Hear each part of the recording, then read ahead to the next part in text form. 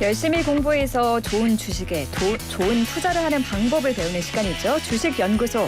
대한민국을 대표하는 주식 초보를 위한 최고의 선생님.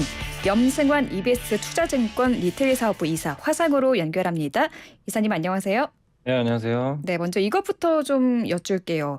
정부가 2023년 예산안을 올해보다 5.2% 늘어난 639조 원으로 확정했습니다. 그동안에 좀 확장 재정에서 건전 재정 기조로 전환을 하겠다는 건데요. 이 전체적으로 좀 내년도 예산 어떻게 보셨나요? 네, 말씀하신 대로 좀 긴축적으로 가려는 것 같아요. 이제 대내외 경제 상황이 이렇게 녹록치가 않다 보니까 좀 긴축 기조로 가려는 그런 이제 부분들이 확실히 좀 보이고 있고요. 음, 일단 이제 본 예산보다 5.2% 늘린 639조로 편성이 됐는데 네. 이게 이제 2017년 이후 6년 만에 가장 낮은 이제 증가율이라고 합니다. 그래서 어, 건전 재정 기조로 확실히 좀 편성이 됐고 네. 특히 이제 이런 걸 위해서 지출 좀 구조조정이 들어간 것 같아요. 그러니까 24조 원 정도로 이제 좀 구조조정 하겠다고 하는데 특히 그 코로나 때문에 한시적으로 지원했던 그런 조치들을 일단 종료를 하게 되고 네네. 그다음에 이제 그 전 정권의 가장 핵심 또 사업 중에 하나였죠. 그 지역사랑 상품권 같은 이 중앙정부 원래 예산에서 이런 것들을 하고 있었는데 이 음, 부분을 전액 그냥 삭감하고 지방자치단체로 그냥 이제 넘기는 그러니까 원래 이제 고유 업무로 좀 돌리는 그런 부분들도 이번에 좀 들어가 있던 것 같고요. 음. 또 뭐 장차관급 뭐 공무원 보수라든가 이런 것들도 10%또 반납을 하고요. 그래서 많은 부분에서 좀 지출을 좀 줄이는 그런 음. 부분들이 좀 나왔는데 물론 뭐 늘리는 부분도 있습니다. 뭐 서민이라든가 사회적 약자를 좀 보호하는 데 들어가는 그런 뭐 예산들은 오히려 좀 늘렸고 또 네. 지금 윤석열 대통령도 지금 계속해서 주장을 했던 게 반도체 얘기를 계속 하시잖아요. 네. 그래서 반도체 전문 인력 양성이라든가 뭐 음. 연구개발 이쪽에는 오히려 1조 원을 투자하는 그런 부분도 있고 네. 그리고 저도 이제 뭐 군대에서 나왔지만 병장 봉급이 꽤 높더라고요. 근데 82만 원에서 내년에 130만 원까지 병장 아. 봉급이 또 늘어난다고 또 합니다. 대선 공약으로 내세웠던 예, 거라서. 그래서 굉장히 이제 또 이 군인들에 대한 또 복지에도 신경을 좀 쓰는 것 같고요. 또 네. 영세 아동 같은 경우는 이제 양육 가구 같은 경우엔 음. 월 70만 원 정도 또 지급을 한다고 하니까, 그러니까 이렇게 좀 사회적 약자라든가 이런 쪽에는 돈을 지급을 하는데 또 줄일 때는 줄이면서 이렇게 좀 편성을 한 것 같고요. 다만 이게 다음 달 2일에 국회 예산안이 이제 국회를 이걸 제출을 하게 될 텐데 이번에 좀 삭감했던 부분이 이제 문재인 정부에서 좀 중점적으로 했던 부분하고 좀 약간 충돌하는 부분들이 있어서 음. 국회 통과가 좀 수월할지는 한번 좀 지켜봐야 될 것 같습니다. 아, 알겠습니다. 음. 그 사회적 약자들을 위한 좀 예산을 좀 늘렸고 그밖에 예산들은 좀 허리띠를 졸라매는 듯한 그런 예산 면면을 좀 짚어 주셨습니다. 이제 오늘 증시에 대해서 본격적으로 이야기를 해볼 텐데요. 뉴욕 증시가 파월의 잭슨홀 연설 후 폭풍에 주 초인 연속 하락 낙폭을 좀 거듭하는 모습이었습니다. 좀 투자 심리가 위축된 모습이죠. 네, 일단 이제 미국은 최근 들어와서 원래 되게 많이 올랐었죠. 한두 달 동안 나스닥만 해도 한 20% 이상 급등을 했는데 그 이유가 이제 내년에는 금리 인하할 것 같다. 이런 이제 전망들이 나오면서 네. 증시 분위기가 되게 좋았었어요. 근데 음. 이제 연준 의장이 이번에 잭슨홀 미팅에서 금리 인하 사실상 그거죠. 당장 꿈꾸지 마라. 물가 한 달 빠진 거 가지고 왜 이렇게 뭐 호들갑 떠냐 막 약간 이런 느낌이었어요. 맞아요. 그래서 그냥 금리 계속 올린다. 네. 물가가 2%갈 때까지 우리의 긴축 스탠스는 바뀌지 않는다. 음. 사실 이거 뭐 달라진 건 아니에요. 그러니까 원래 우리가 다, 예상했던 거 예, 아닌가요? 예. 근데 이제 시장은 그래도 뭔가 좀 립 서비스라도 좀 음. 해줄 줄 알았는데 그런 건 전혀 없었고 너무 단호해져 버렸죠. 그리고 이 잭슨홀 연설 들어가기 전에 딱 첫 마디가 그랬어요. 8분 동안 이제 굉장히 간결하게 얘기하겠다고 이미 선언을 해버렸어요. 이미 그때부터 작정을 하고 음. 긴축 얘기만 했습니다. 계속 인플레이션, 긴축 이 얘기만 하다 보니까 그리고 결정타를 날린 게 경기가 둔화돼도 어쩔 수 없다. 음. 약간 이제 그런 식이죠. 그러니까 이거는 주식시장이 좀 안 좋은 내용이잖아요, 사실은. 네, 그렇죠. 금리를 계속 올리고 1980년에 그 유명한 미국의 폴 벌커 그 연준 의장이 음. 그때 미국 금리를 9에서 19%까지 올렸거든요. 와. 살인적으로 올렸는데 이제 네. 그 얘기를 꺼낸 거예요. 약간 이제 그런 사람이 되겠다는 식으로. 그 시장이 이제 더 놀랬던 거죠. 근데 네. 내용을 살피면 음. 명확한 건 뭐냐면요. 물가 보면서 하겠다는 거예요, 결론은. 음. 물가 꺾이면 또 바뀝니다. 작년에 연준 의장이 뭐라고 했냐면 잭슨홀 미팅 똑같은 공간에서 인플레는 일시적입니다. 물가가 오르는 거에 이제 그때 오르고 있었거든요. 근데 연준 의장은 그때 일시적이라고 그냥 이거를 무마시켰는데 지금 다 네. 틀려버렸죠, 완전히. 음. 그래서 이번에는 또 틀리지 않기 위해서 좀 너무 공격적으로 언급을 하신 것 같은데 음.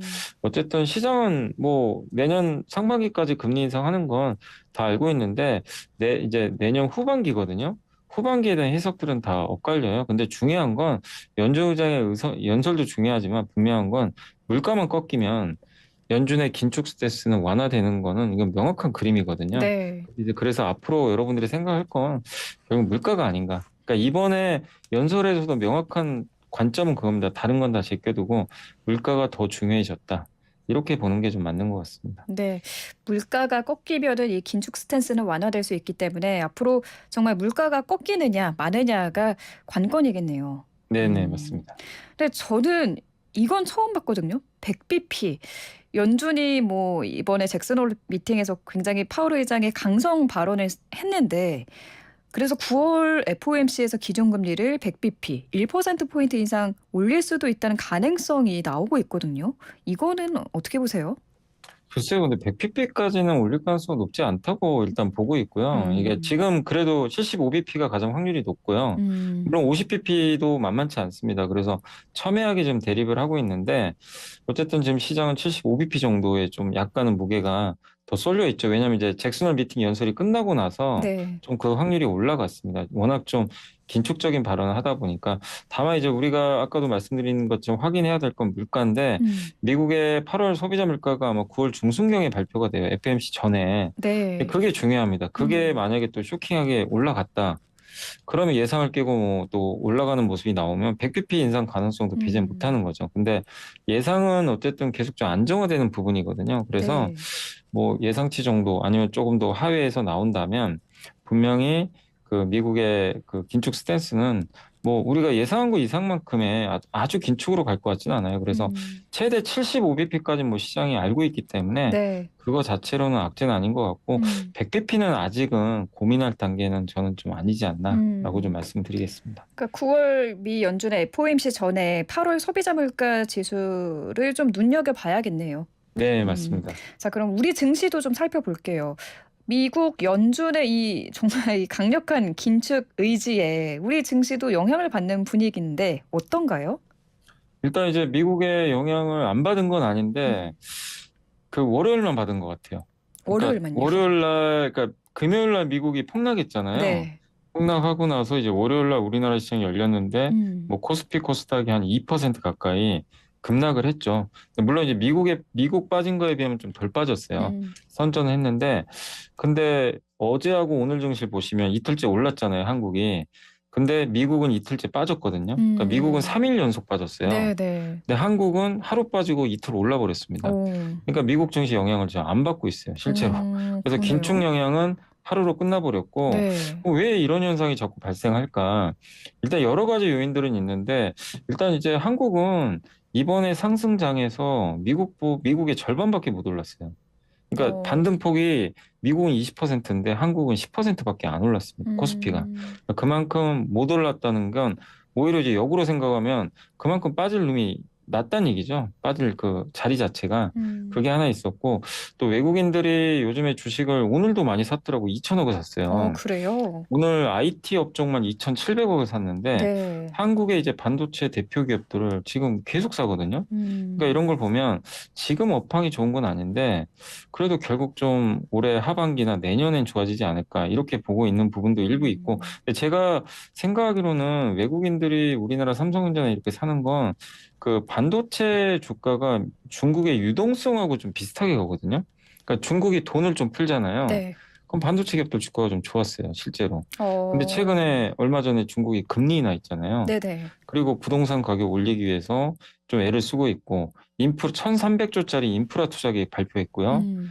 이제 10월 16일로 날짜가 정해졌는데 중국의 당대회가 열립니다. 네. 이게 7년에 한 번 열리는 것 같은데 근데 거기서 시진핑 주석의 연임이 결정되죠. 이게 이제 시 주석이 또 3년임에 성공을 하면 음. 이제 강력하게 정책 드라이브를 또 걸어버리겠죠. 그렇게 음. 되면은 부양책이 더 강하게 나올 수 있거든요. 아마 네. 그런 걸 또 기대하고 외국인들이 중국이 지금 안 좋지만 이제 중국도 좋아지지 않을까? 이런 음. 좀 기대감에 의해서 매수를 하고 있다. 그래서 미국의 긴축 이슈는 다 아는 내용이고 이건 반영됐고 한국만의 좀 고유한 어떤 매력들, 특히 우리 한국은 제조업 강국인데 음. 최근에 뭐 태양광, 조선막 이런 기업들 엄청 셌잖아요. 네. 그게 다 정책 수혜주죠. 음. 네, 그래서 이런 정책과 맞물린 기업들에 대해서 주가가 음. 좋았는데 이제 후발주자로 자동차라든가 반도체까지도 좀 네. 확산되는 그런 모습들이 나와서 오늘 어쨌든 시장 분위기는 굉장히 좀 좋았던 것 같습니다. 음. 저도 참 이 한미 기준금리 역전도 지금 벌어져 있 아직은 지금 똑같나요? 지금은? 아니요, 지금 미국하고 지금은 똑같아요. 지금은 이제 이번에 상단이 한국은행이 올렸기 똑같지만 때문에 네. 2.5로 둘 다 똑같은데 음. 이제 9월엔 바뀌겠죠. 네. 9월에는 이제 아무래도 0.75 올리면 확 늘어나니까. 네. 그래서 기준금리는 현재까진 같은데 뭐 음. 역전되는 건 불가피할 것 같습니다. 그런데도 이 외국인 매수세가 꾸준히 들어오는 게 참 신기하네요. 이게요, 근데 이제 많은 분들이 우리 음. 교과서에서 기준금리가 역전되면 이제 자금이 빠져나간다고 많이 배웠잖아요. 신문 저예요. 기사. 네, 네. 그죠. 이제 대부분 그렇게 고정관념을 이게 참 이게 고정관념이 무서운 게 그래서 저도 조사를 다 해봤어요. 네. 근데 우리나라에서 이렇게 한미 금리 역전된 시간 3번 정도 있었대요, 실제로. 네. 96년에서 2001년, 그다음에 2005년에서 2007년, 음. 그리고 또 최근에 가장 났던 2018년에서 2019년도 아마 이때로 한 있었는데 놀라운 사실은 3번 다 미국 외국 자금이 다 들어왔어요. 빠져나간 게 어. 아니라 돈이 오히려 들어왔고 물론 네. 이 금융이라는 게 주식만 있는 게 아니라 채권도 있잖아요. 네. 그러니까 채권까지 합쳐서예요. 음. 합쳐서 오히려 돈이 들어왔으니까 이건 되게 우리가 배웠던 상식과 반대로 가는 거잖아요. 잘못 그러니까 저도 배웠나요? 그러니까 저도 좀 그게 네. 되게 의아했어요. 그걸 어. 딱 찾아보니까. 네. 근데 주식은 좀 달랐어요. 어떨 음. 때는 돈이 빠져나온 적도 있고 돈이 들어왔던 적도 있어요. 주식으로도. 음. 그러니까 한미 기준금리 역전이 중요한 게 아니에요. 외국인들 입장에선 그걸 보고 투자를 하는 게 아니라 네. 그때 당시에 한국의 그 펀더멘털 경제, 음. 외부 환경, 그다음 환율 음. 이런 걸 종합적으로 검토하는 건데, 그러니까 그런 게 더 중요한 거지. 음. 단지 뭐 금리 차가 역전됐다고 갑자기 오늘 주식 갖고 있던 외국인이 음. 아 금리 차 벌어졌으니까 미국 가자 이러진 않아요. 네. 그렇기 때문에 너무 거기에 근데 이제 금리 차가 너무 벌어지면 그건 영향을 주겠죠. 음. 네, 근데 거기에 맞춰서 한국은행도 계속 따라가거든요. 네. 그래서 뭐 금리차 잠깐 벌어졌다고 외국인들이 떠난다. 음. 이거는 과거에도 그런 사례는 없었기 때문에 음. 너무 염려할 필요는 없는 것 같습니다. 네. 저만 생각해도 뭐 주식을 사고 팔 때는 뭐 기준금리 하나만 보지 않고 여러 가지 요소들을 좀 고려를 해서 그럼요. 결정하는 부분이기 예. 때문에 네. 기준금리 인상으로 뭐 걱정 안 해도 된다. 뭐 예. 그렇게 말씀해 주셨습니다. 근데 미국의 인플레이션 감축법이 발효가 되면서 수혜를 볼 업종들이 있겠죠? 수혜주들 어떤 게 있을까요? 아이, 그래서 요새 뭐 그런 유행어 있잖아요. 태조 이방원이라고 뭐 그런 얘기들 많이 하죠. 태양광, 조선, 2차 전지, 방산, 원자력. 이걸 이제 줄여가지고 네. 참 누가 줬는지 모르겠는데 그 정말 잘 증권가에서는 지었네요. 예, 증권가에서 태조 이방원으로 그걸 얘기를 해요. 네. 원래 태종이잖아요, 사실은. 네. 그래서 제가 지금 근데 조야, 예, 종이야 계속 생각을 했는데 예. 근데 이제 2년 전에 아마 기억하시겠지만 그때 BBIG 그게 유행을 했었죠. 배터리, 뭐 바이오, 뭐 인터넷, 게임 요걸 합쳐가지고 이제 그 약자 따가지고 음. BBIG라고 또 그때 한번 유행을 했었어요. 네. 그러니까 이렇게 뭔가 주도주가 생기면 그 유행어가 붙거든요. 음. 그만큼 이제 핫하다는 거죠. 근데 음. 이 기업들 방금 설명드린 대로 인플레 감축 법안에 대부분 수혜주들이 들어가 있죠. 네 뭐 태양광도 그러네요. 그렇고 네. 그다음에 조선은 이제 LNG 쪽인데 지금 LNG가 미국에서 유럽으로 수출 많이 하잖아요. 음. 그럼 배가 필요해요. LNG 선박. 네네. 그것도 역시 마찬가지고. 그래서 우리 한국 기업들이 대부분 수혜를 받는데 특히 이제 한국 기업들이 여기서 수혜를 받는 가장 큰 이유 중에 하나가 결국 이 법안의 핵심은 또 하나가 있는 게 그 중국을 배제하는 거예요. 그러니까 뭐 네. 배터리를 만들 때 중국 소재 쓰지 마라. 태양광도 중국 거는 안 하겠다. 약간 이런 느낌이에요. 그러니까 네. 중국산 소재나 부품을 제거하는 그러니까 그러니까 그거를 포함하면 보조금 안 주고 음. 중국산 거 안 쓰면 보조금 주겠다는 겁니다. 어떻게 네. 보면. 그러다 보니까 우리나라는 중국과 경쟁하잖아요. 네. 그래서 요새 2차 전지 섹터가 또 좋았던 이유 중에 하나가 중국의 CATL이 세계 음. 1등이거든요, 배터리. 네. 근데 막 미국 쪽이나 이쪽에 공장 지으려고 하는데 이제 뭐 그게 의미가 없어진 거죠, 어떻게 보면. 음. 중국을 이제 견제를 하니까 그럼 그 자리를 한국이 다 대체할 수가 있기 때문에 한국 기업들에 대해서 굉장히 요즘에 또 그런 부분에 있어서 외국인들이 사는 것 같고 다만 이제 이거는 하나 있었어요. 자동차가 네, 최근에 자동차. 주가가 좀 빠졌잖아요. 네. 미국에서 생산하는 자동차에만 보조금을 주는데 이제 그게 탈락됐죠, 사실은. 그래서 지금 우리나라에 생산되는 자동차가 미국에 수출할 때 보조금 못 받거든요. 네. 근데 이게 노사 간 합의를 해가지고요. 미국에 지금 현대차 공장 있잖아요. 네네. 그 개조를 하면 된대요. 한 두세 아, 달 정도만 개조하면 오, 거기서 그래요? 전기차 생산 바로 할 수 있대요. 근데 이건 노조가 네. 합의를 해줘야 돼요. 근데 그거를 합의를 안 할 이유는 또 뭘까요? 그래서 실제로 이게 뉴스에 나온 것만 말씀드리면 네. 노조가 그 국내에서 생산되는 물량만 뭐 타격 없다. 그러니까 지금 현재 그대로 유지가 되면 음. 미국에서 뭐 개조하는 거 반대 안 한다. 어, 이렇게 또 논평을 냈나 좀 봐요. 긍정적으로 네, 나왔네요. 그래서 어제 현대차 주가가 급등을 했습니다. 그것 때문에. 네, 어, 그래서 자동차도 좀 리스크가 완화됐고, 그리고 저도 이제 보고서 보다 보니까 또 흥미로웠던 것 중에 하나가 이런 것도 좀 있었다고 하더라고요. 그 수혜주 중에 네. 보일러 회사도 수혜주래요. 왜요?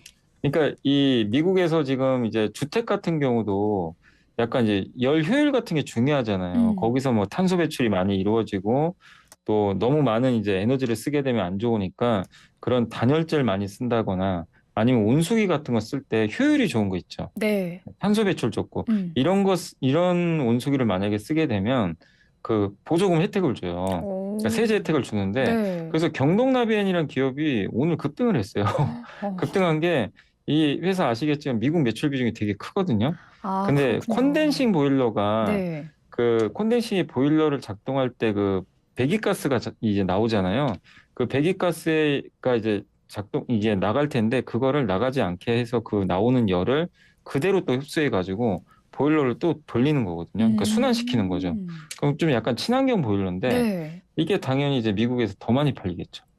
이 법안 때문에. 네. 근데 이게 대신에 한 1년 정도만 한시적으로 한다고 합니다. 아, 그래서 그래요? 그래서 이제 그런 이슈로 또 주가가 올라갔으니까. 그러니까 이 법안에 따라서 좀 굉장히 희비가 많이 엇갈리는 것 같습니다. 그러네요. 미국의 이번 법안에 따라서 또 보일러주도 예. 급등했다고 말씀해 주셨네요.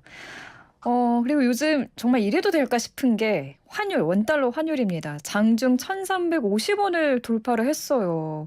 이게 13년 4개월 만에 최고치라던데 최근 환율 움직임 어떻게 보고 계세요? 오늘은 좀 떨어졌습니다. 오늘 다행히 떨어졌나요? 오늘은 이제 1,337원까지 급락을 했고요. 오, 그러니까 많이 많이 떨어졌어요. 예, 떨어졌네요. 1,350원까지 갔다가 그래서 오늘은 좀 다행스러운 부분이 있는데 오늘 오전에는 1,352원까지 올랐었거든요. 아침만 음, 해도. 근데 오후 들어서 외국인 매수가 갑자기 급증하면서요. 환율이 이제 떨어져 가지고 음, 이게 저도 이제 좀 고점이었으면 좋겠어요. 좀 이제 더 이상 환율이 안 올라갔으면 좋겠는데 네.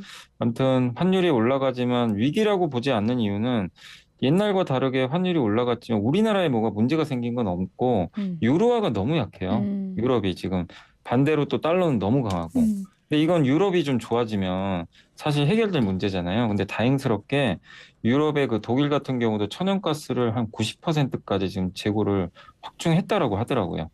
네, 그렇게 되면 천연가스가 좀 부족해서 유럽이 겨울에 난리가 날 네, 거다. 이 그랬죠. 얘기 많았는데, 생각보다 이게 뭐 괜찮아지는 거죠. 오, 그리고 원자력 다행이네요. 발전도 가동을 재개할 가능성도 있대요. 지금 음, 급하면 사실 뭐든 못 하겠습니까? 지금 당장 먹고 살아야 되니까. 음.